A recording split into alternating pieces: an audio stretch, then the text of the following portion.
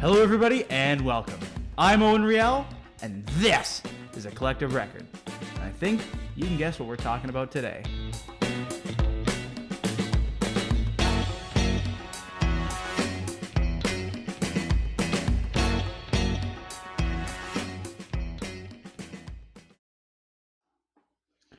Hello, and welcome back.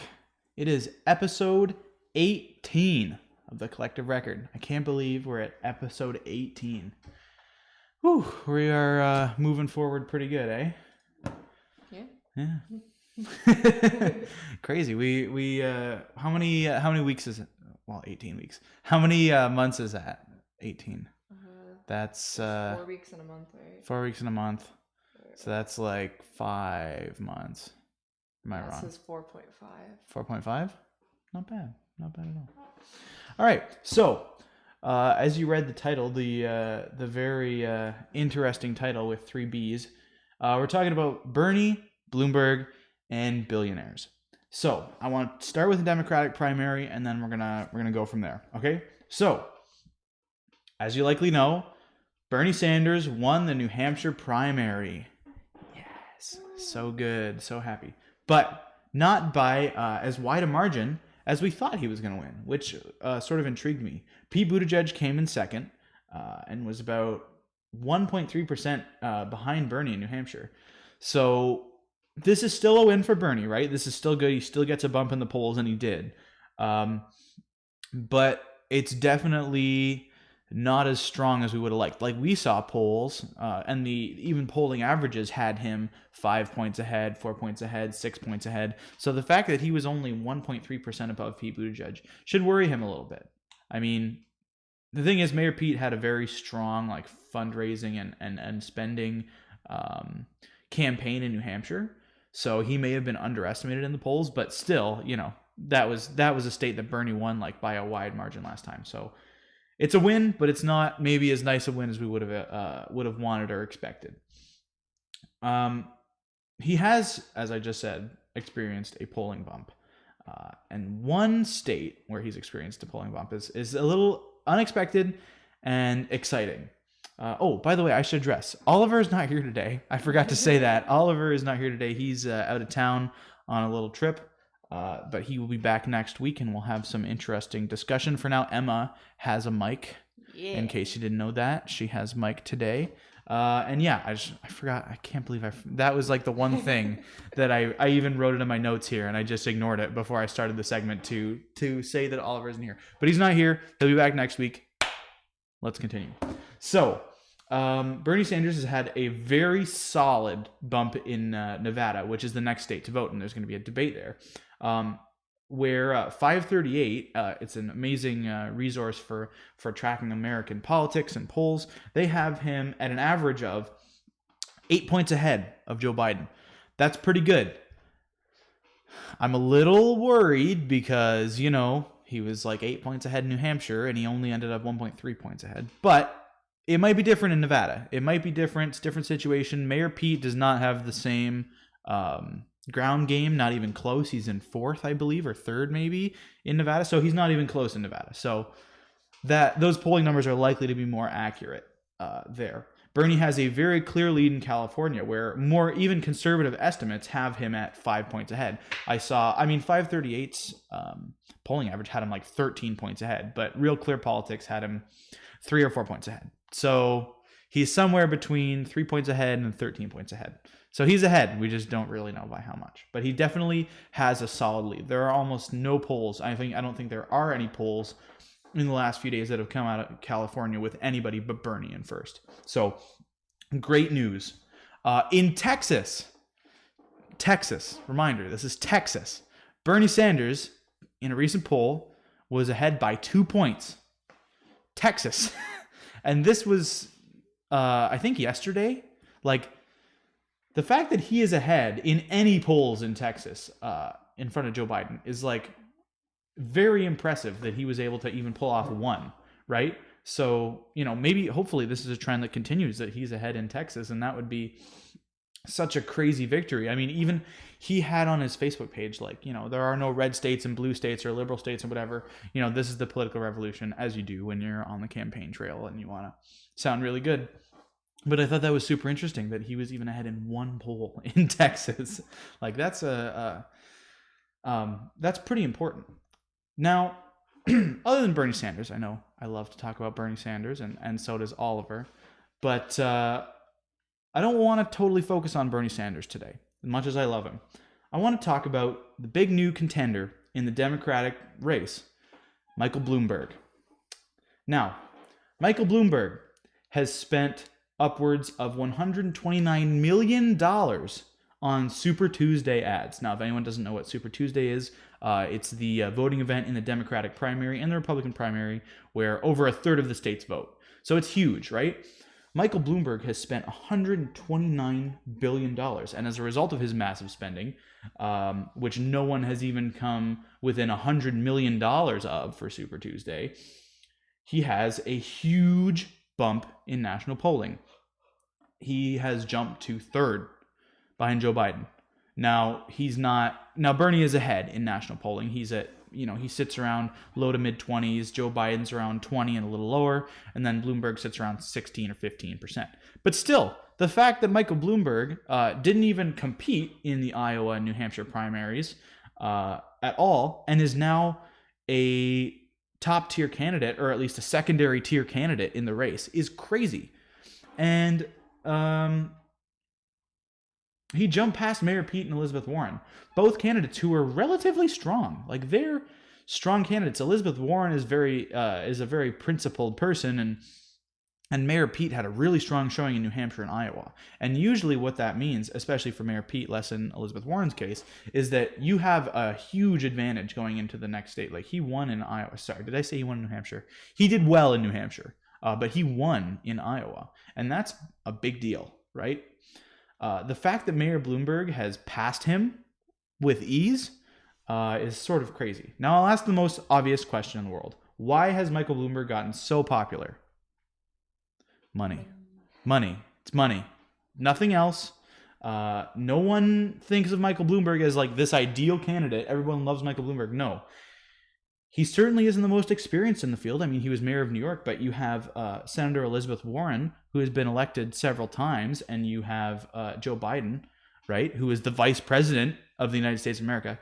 He's obviously not the most experienced out of anybody. He obviously is not, he doesn't have the most political prowess of anybody, but he has money. He has a huge war chest. He's doing well because he's allowed to take his $62 billion of amassed wealth to shove his billionaire face in front of as many American Democratic voters as possible. That's why he has any percentage of Democrats voting for him, is because he has enough money to get his face in front of people on the TV. I mean, I've even seen it. I've seen ads where it's like Michael Bloomberg. Every commercial, Michael Bloomberg is in front of me. It's like no other candidate has that kind of money. He hasn't fundraised, right? He hasn't fundraised for that. We know because the DNC had to change the debate rules to take away donor minimums to get in the debate, right? So he doesn't have donors. He just has so much freaking money that he's able to buy his way into third into this race. That is nuts. Like, if Bernie Sanders had even $300 million, so we're not talking Michael Bloomberg money, we're talking $300 million, which is not even close. I can't believe I'm talking about that like it's a normal amount of money. But seriously, if Bernie Sanders had $300 million war chest, he'd be at 95%, okay? He would be destroying everybody. That's an exaggeration, obviously. But he would be destroying them. Like, he'd be at probably 35%, and no one would even be close. But of course he doesn't have that kind of money because he's not a billionaire. He is, small dollar donations. And they've donated a record amount of donations. But even somebody who has a historical record of donations cannot come close to rivaling the money of Michael Bloomberg because he just has so much money. An unbelievable and a crazy amount of money. I don't know if I can stress this. $62 billion. there have been predictions that if he somehow, I don't think he will, I don't think it is a real possibility, but if he somehow were to win this Democratic primary, he would probably spend upwards of like $2 billion in this race, in the general and the primary. That's so, I mean, I can't even, it's so ridiculous. That is so much money. You're walking into this room. I can't even, I'm sorry. I actually can't even, I don't know. I have no words for the ridiculousness of that. That's insanity. That is pure insanity. But the other thing about this is this like a strictly American problem? You know, is this a strictly American problem that billionaires are buying their way into races or into whatever, or getting, you know, preferential treatment? If you think yes, you sort of have another thing coming. I know, I'm pretty sure everyone watching is Canadian, or at least, you know, almost everybody watching is Canadian. I hate to break it to you, but this is not just an American problem. This is a world problem, but also a Canada problem. We have corruption like this everywhere, okay? Maybe not as bad. Maybe you can make the argument not as bad in the United States, but we have it too. Billionaire control is a serious problem in Canada. Now, I'll ask the question.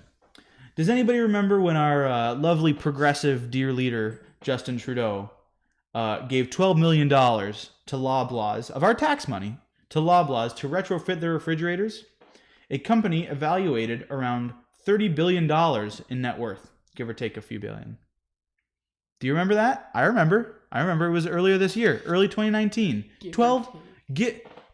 I know. So yeah, also Billions give or take $30 billion, give or take. I know it sounds so ridiculous the way we talk about this, but $12 million of our tax money. Do you make $12 million in a year? I certainly don't. I don't make even close to that. All of us combined, and you know, probably whatever, like 5 of my neighbors don't make that combined. That's an insane amount of tax money that this multi-billion-dollar corporation is getting. Do you understand how ridiculous this is? That's insanity that our left-wing government is giving millions of dollars to this massive corporation. And by the way, a corporation that has admitted to fixing bread to screw over Canadian consumers. So let's do a little recap here just for a second. Justin Trudeau and his government give Loblaws, a multi-billion-dollar company, about $30 billion, to retrofit their refrigerators after knowing that this company admitted to price-fixing bread to financially disrupt the average Canadian consumer. Sorry, that should not happen in our, you know, I hope we live in a social democracy. Maybe we're not quite there yet, but that is not acceptable. That is just not, there is no justification you can give for our tax dollars, which should be going to either A, social programs, or B, to eliminating our federal debt, going to this corporation. And I'm sorry, how crappy of a person do you have to be to price fix bread? Bread. People need to eat bread. It's such a basic food, and it's being price fixed by a person, Galen Weston to be exact. I think that's his first name, Galen. Galen Weston, who has billions of dollars, makes $5 million a year. I don't think that's justifiable in any world. Now, this company is also headed by Galen Weston, who complained about having to pay his workers $14 an hour when he takes home, as I said, $5 million. The Liberal government also gave $50 million to MasterCard to create jobs.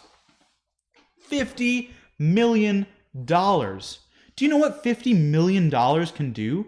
That can create entire subway systems that can feed every homeless person in Canada, at least for some amount of time. That's a ridiculous amount of money to give to a corporation that is already incredibly profitable. $50 million. Are you kidding me? That is our money being spent on corporations, not on people who need it, not on our homeless population, not on refugees who need a home, right? Corporations are getting that money. That should upset you a lot. I mean, that is unjustifiable in a liberal democracy like ours. Okay, so in 2017, Justin Trudeau also attended an event criticized as cash for access with a few billionaires, most of whom were they were Chinese Canadian or Chinese billionaires. Okay, one of these billionaires donated $1 million to the Pierre Elliott Trudeau Foundation after attending the fundraiser. Interesting how that works. Justin Trudeau goes to a fundraiser with a bunch of billionaires after one of the billionaires from from a foreign country decides, hey, I'm going to give $100 million to Justin Trudeau's family's charity. I'm sure that has no bearing on Justin Trudeau's policy-making decisions. I'm sure it has no bearing at all. I'm sure he's totally neutral. Doesn't care about that billionaire. Not going to do any favors for that guy. Starting to see what I'm saying here. Starting to see the hypocrisy of our government. Because I think you should be after hearing some of these facts. Anyway, we're going to take a break. We're going to talk about more of this ridiculousness. So 5 minutes. Don't leave. We'll be right back.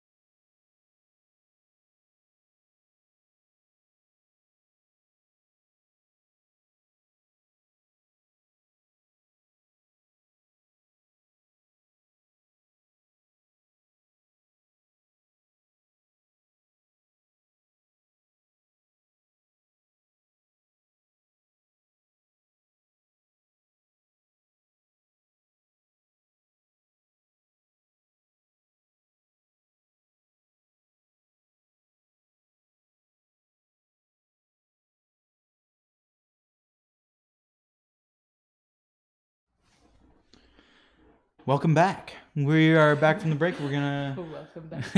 He caught me off guard. You didn't give me the fist that we do. If anyone doesn't know, we have a little system for coming back after the break or at the start. So Emma gives me one of these, and then as soon as she puts me on, she goes like that. But for the break, she kind of just went.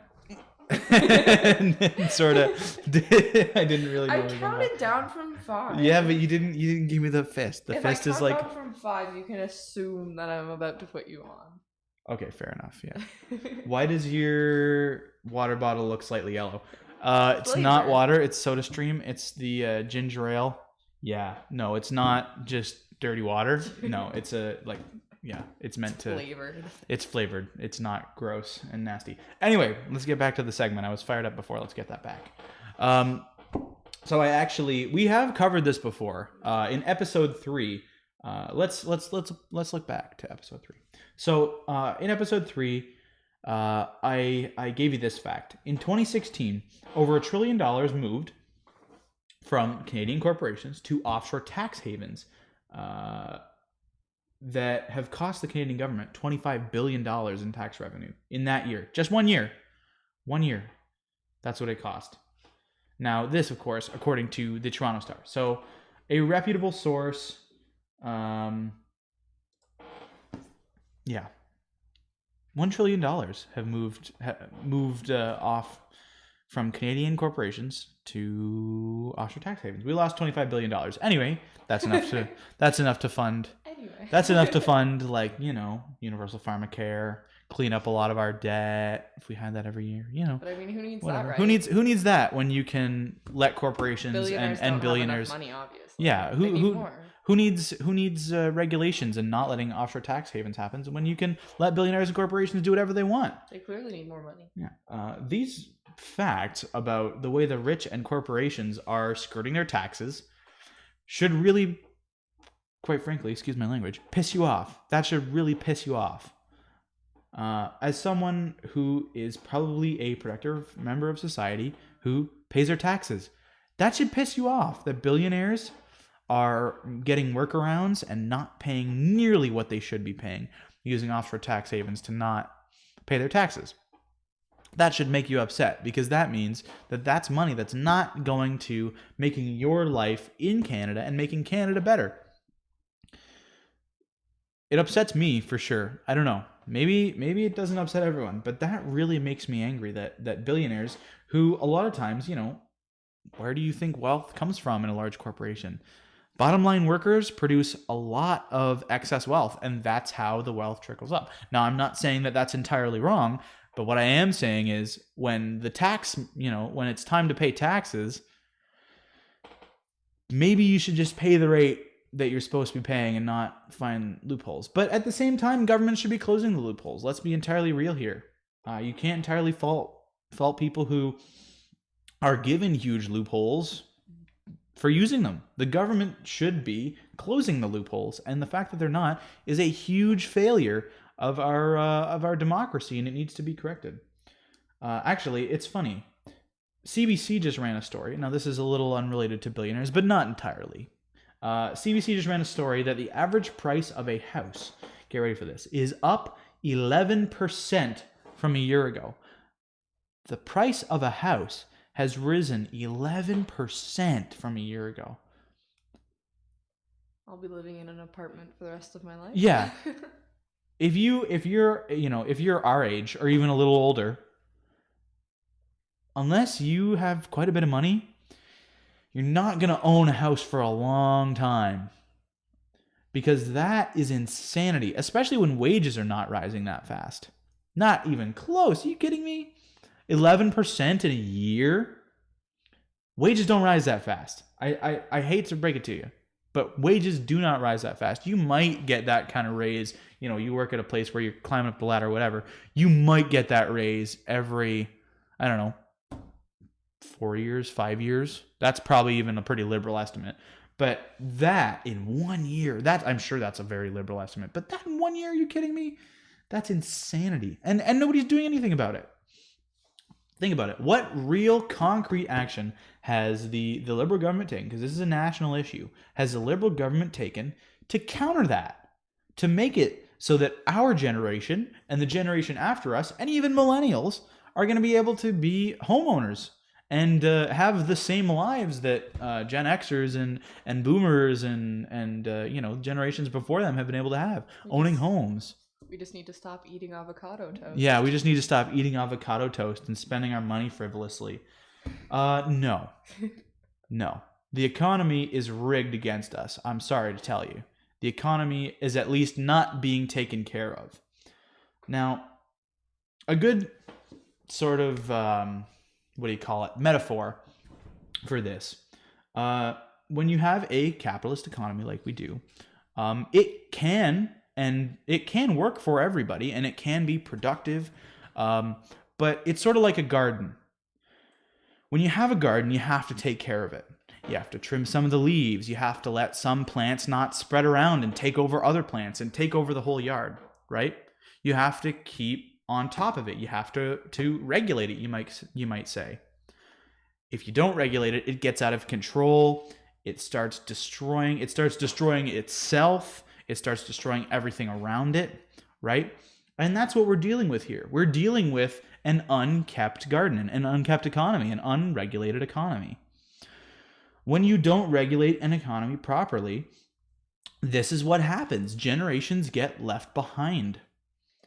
And it's really sad that there's still an argument about like, oh, whatever, millennials are lazy and that's why they can't pay for houses. No, that's not really true, because tuition prices, university tuition is out of control, right? Housing costs while you're in university are out of control. And the market has deemed it necessary in a lot of jobs to get a higher education. The course that I'm looking at is $14,000 a year. Yeah. Is that just tuition? Yeah, that's just tuition. That's not anything else. How am I supposed to afford? Yeah. I mean, it's out of control, really. And it's necessary in a lot of jobs, not every jobs, but necessary in a lot of jobs to have a college or university level diploma, at least an undergraduate degree or the equivalent. So it's not like millennials are just going, I just want to go to university and then not getting a job on purpose. What's happening is they're being told that it's necessary that they do that, and sometimes they get a job, but not one that's even close to paying off not one that's going to be able to pay off their debt for a long time. And buying a house at that point, are you kidding me? Out of the equation. Done. And that goes doubly for the working class, right? People who are, maybe on the lower end of the income spectrum, their family is, they want to get out of that situation, go to university, get a white collar level job or something. That puts a huge barrier in the way because they don't have the support that everyone else has, right? So there's no real, we're stripping away the ladder that capitalist principles are built on. We're taking away the opportunity to better yourself economically. I think people get this confused. They get social democracy confused. Social democracy is not communism. It's not eliminating capitalism. It's shifting and changing capitalism to make it so that everyone can actually do the things that capitalism is meant to do. Let people climb the ladder. Make sure that people can actually reach the ladder so that they can start climbing the ladder, right? People, we want people to be able to better themselves. But if they're stuck at the bottom, reaching for the ladder, and they can't even come close, capitalism is not working, and we need to fix it and mend it in a way that capitalism will work for everybody. But I don't think we're powerless to fight this, okay? And by fight, I don't mean fight, like go out and attack people, obviously. I feel like I need to say that because people take things the wrong way sometimes. But we have to have open minds to new solutions in order to combat corporate control of our economy and poorly regulated markets and ideas, right? We should consider new ideas like at least like a nationalized food manufacturing company to make basic foods like bread, milk, beef, cheese, and the like, to drive down food costs to make things more affordable for people. We need to make sure that unions have the tools that they need to fight for workers' rights, and making sure that workers truly have the right to unionize, because a lot of times employers, mostly large corporations, where unions would sort of gravitate to anyway, scare people out of that. They say, you have the right to unionize, but if you unionize and we find out, you're going to lose your job. That's not right. That's not a right. Yeah, that's not a right. Just because you're saying like, oh, you can say it for 2 seconds before we throw you out of the building, that's not a right.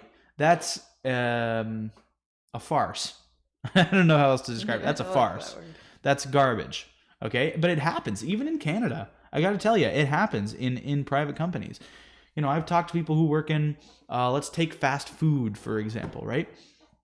They tell me, Owen, we're understaffed all the time.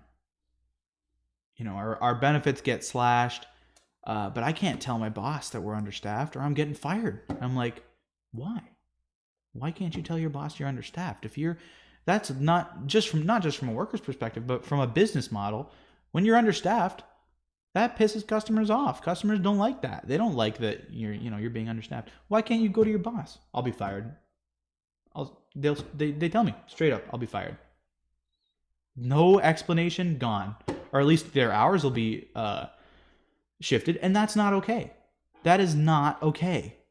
They should be able to unionize, not necessarily to have a seniority based hiring or anything like that, but just to be able to make sure that they're not being understaffed, that their schedules are relatively reliable. Unions are what you make them. Anyway, that's not the point. I just wanted to bring it up because I think it's important. And when we're talking about economics, that's one of the ways that we can sort of improve our economy and take our hedge clippers and maintain the garden that is our capitalist system. I think we should create better campaign finance laws, which make it possible for regular people, not just the wealthy and the ultra wealthy, to run for office, right? The conservative race, I know we were talking about this. I was talking to Emma. I was talking about the conservative race, watching the CBC, and they said that the entry cost for the conservative national race is you have to fundraise $300,000. What? That's a lot of money. And I know that that's like, well, it's fundraising. It's not your own money. Yes. But I'll ask you, do you know enough in a year? Could you fundraise $300,000? Do you know the right people to fundraise $300,000? No, probably not. I certainly don't. Most people don't.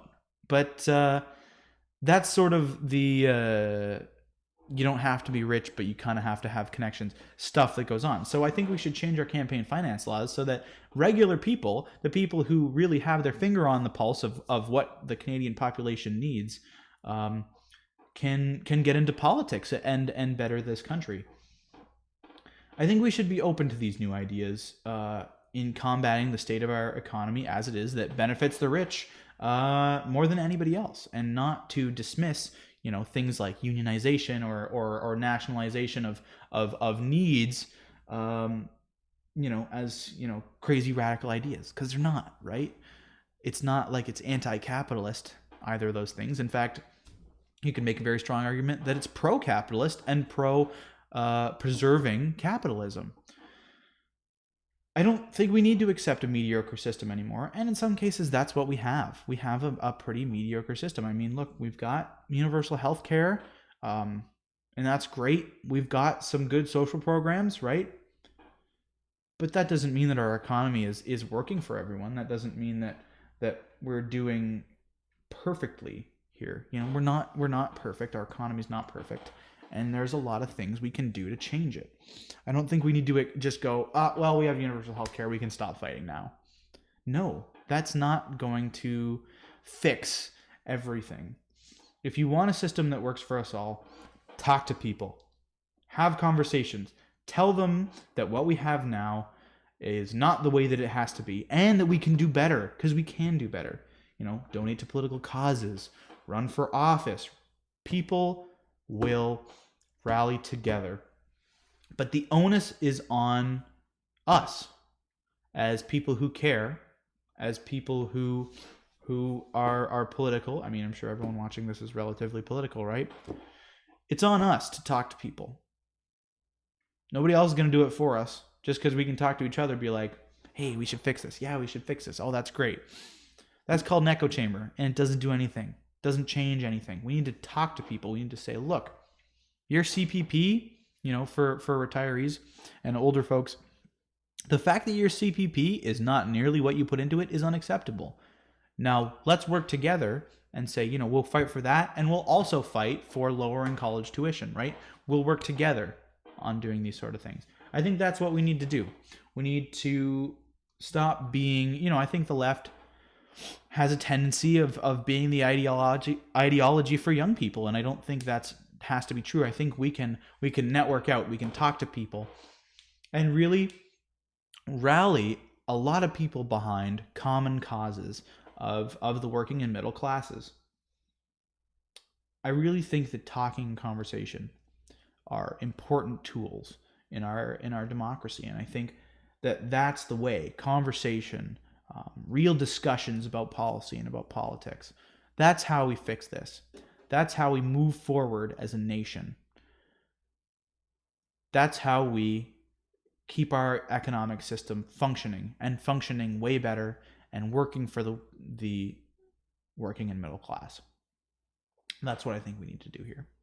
So, yeah, that's all for that. I'm going to look through the comments here.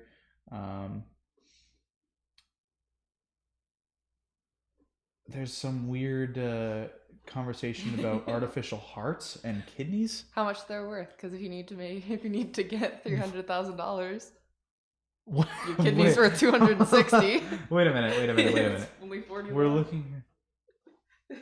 Oh, okay. Here's a good comment. We're looking for somebody young, youthful, and bright with a master's and 10 plus years of relevant experience. Young, youthful, and bright 50-year-old. Not gonna happen. Yeah. You got to be like 50 to realistically do that. That's good. Entry level position. That's good. I like that. That's excellent work. My favorite thing to talk to my friends about is I'm applying for a job to get experience, but I need experience to get the job. Yeah. But I can't get the job without experience, but I need to get the job to get the experience. Yeah. It's really it's ridiculous. hard. We live in a ridiculous system, to be honest. And we as young people should fight to fix it. We don't have to accept it. It's not like default. I think people have these ideas of like, oh, well, something's the way it is. We can't change. It's just, it is that way. It is that way, and we can't do nothing about it. Don't even try. It's like, no, we can do what we need to do. This is a democracy. We can change policies. There's no reason why utilities are not nationalized, right? No reason why our electricity and our water are not nationalized industries, so that the public can decide how we charge and what prices are and how it's financed, and see the executives on the sunshine list, or at least Ontario is the sunshine list, but the equivalent nationally, right? There's no reason why we can't have some of these things to make our lives better.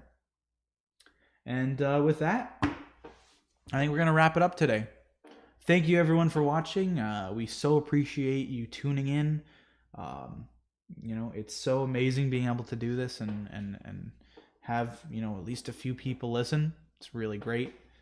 Thank you for watching. Subscribe. It really helps out. Share it with your friends. Just one or two gets the message out, gets the show to more people.